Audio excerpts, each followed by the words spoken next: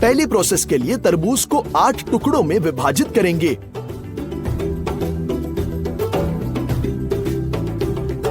छिलके से फल को अलग करेंगे। अब हम कई खड़े चीरों को बनाते हैं और बचे टुकड़ों को तरबूज के छिलके के अंदर आगे पीछे रख देंगे। है ना ये आसान कटिंग?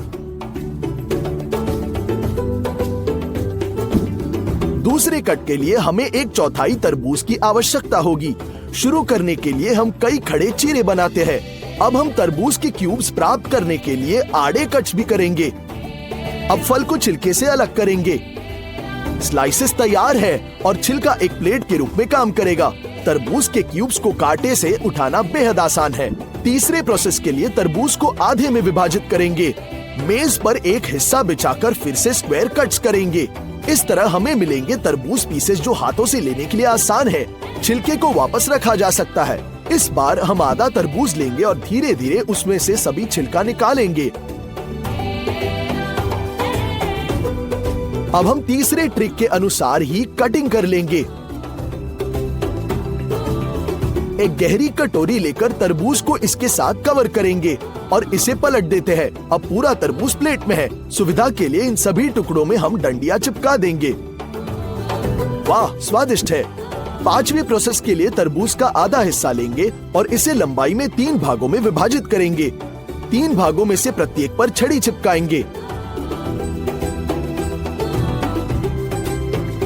अब हम बीच में कट्स करेंगे ताकि प्रत्येक छड़ी का अपना टुकड़ा हो। अब हम उन्हें एक प्लेट पर रख सकते हैं और उन्हें मेज पर परोस देंगे। आपके हाथ बिल्कुल साफ।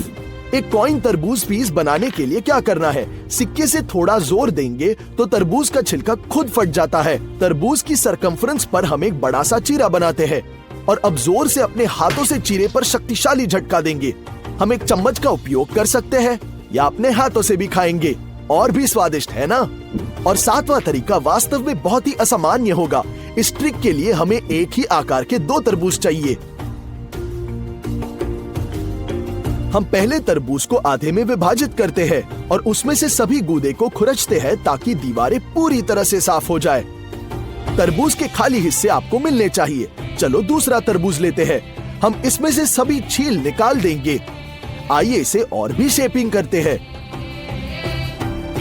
और फिर हम अपने छीले हुए गूदे को पहले तरबूज के खाली खोल में डाल देंगे। हम एक्स्ट्रा काटते हैं। आधा बंद हो चुका है। केवल नम स्पंज के साथ लुगदी को पोंछने का समय है। यहाँ एक पूरे तरबूज के लिए ऐसी असामान्य सर्विसिंग जो हमें मिलती है। वाओ, बढ़िया। आइए तरबूज को काटने के लिए एक विशेष कटर की जांच करते हैं। तरबूज के बेसिस को काट लेंगे और इसे काटने के लिए असेंबल करते हैं।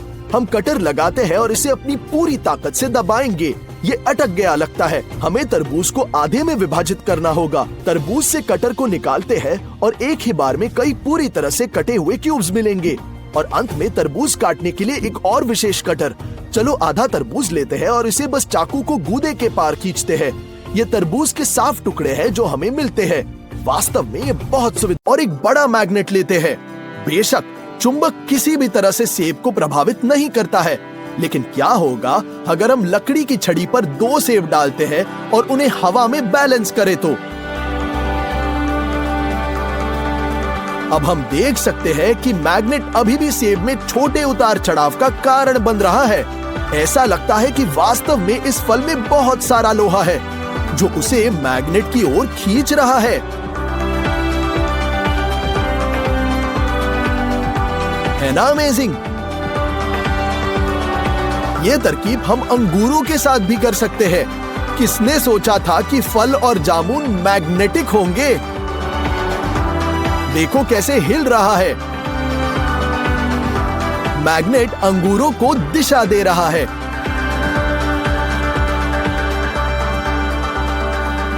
हम स्टैंड पर मैग्नेट स्थापित करेंगे। धागे पर कुछ सुइयां को ले जाएंगे। जैसे कि आप देख सकते हैं वे तुरंत धागे खींचने लगी। लेकिन अब हम सुइयों को गर्म कर रहे हैं और ऐसा लगता है कि वो मैग्नेट से अलग हो रही है और फिर वे पूरी तरह से गिर जाती है।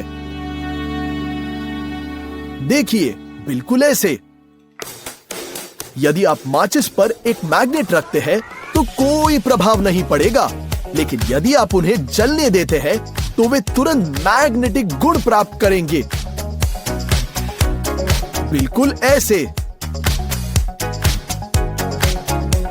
अभी देखिए, है ना अमेजिंग?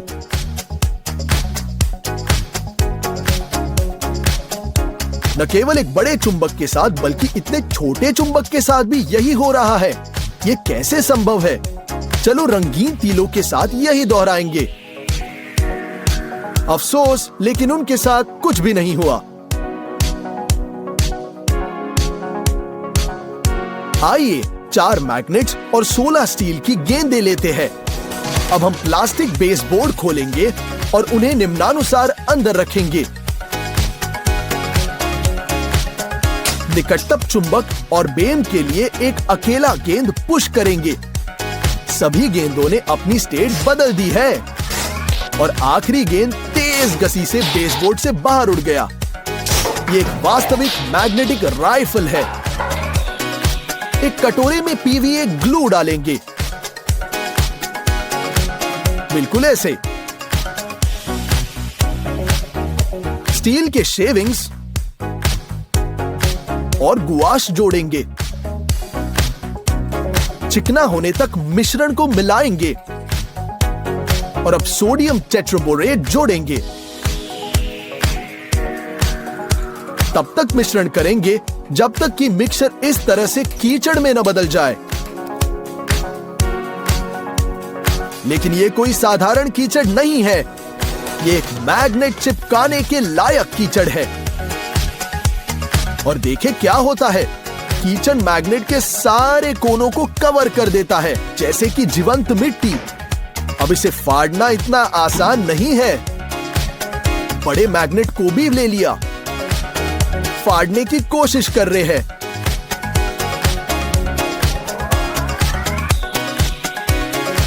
चुंबक को कुछ दूरी पर पकड़कर आप देख सकते हैं कि कैसे कीचड़ एक तंबू को अपनी ओर खींच रहा है।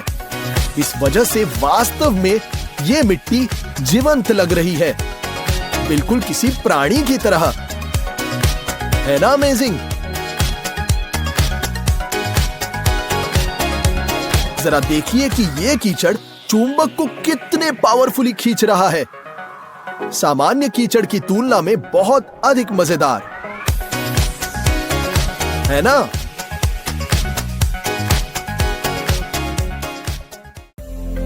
चलो एक छोटी प्लास्टिक की बोतल लेते हैं। कागज के एक टुकड़े से एक फनल बनाते हैं और अंदर कुछ प्रिंटर इंक डालेंगे, बिल्कुल ऐसे। सिरिंज का उपयोग करके बोतल भरने तक अंदर अल्कोहल डालते हैं।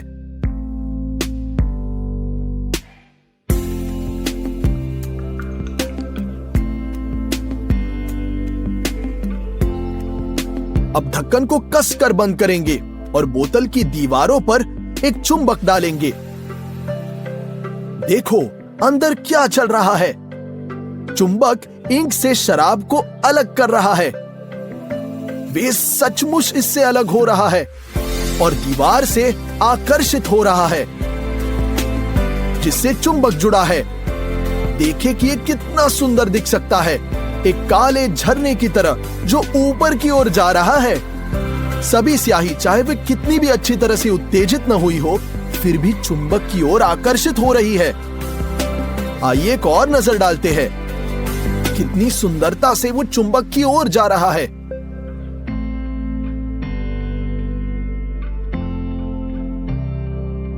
अब ये देखेंगे कि शक्तिशाली मैग्नेट के प्रभाव में शराब कितने जल्दी फिर से ट्रांसपेरेंट हो जाएगी।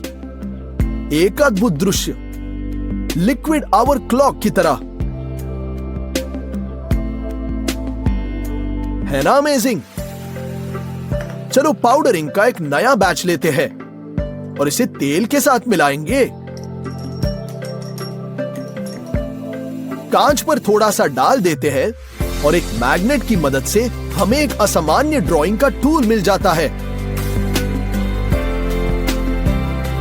चित्र बनाने का एक और तरीका। हम इस ट्रिक को दोहराने की अनुशंसा नहीं करते। हम चुंबक को लैपटॉप स्क्रीन पर लाएंगे और यह तुरंत बाहर चला जाएगा। एक छोटा चुंबक भी काफी है। लेकिन याद रखें कि यह तकनीक बुरी तरह से एंड हो सकती है। ऐसी चीजें एक स्मार्टफोन के साथ भी हो सकती है।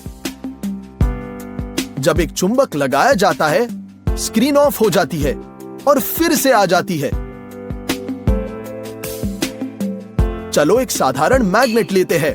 जैसे कि आप देख सकते हैं, ये पूरी तरह से लोहे की ओर आकर्षित हो रही है। लेकिन क्या होगा अगर हम इसे गर्म करें तो? उसी तरह हमने सुइयों को भी गर्म किया। चुंबक को गर्म होने के बाद यह अब लोहे की ओर आकर्षित नहीं हो रही, पर इसके ठंडे होने के बाद मैग्नेटिक गुण चला गया। यहां तक कि एक और चुंबक अब इसे अलग नहीं कर सकता।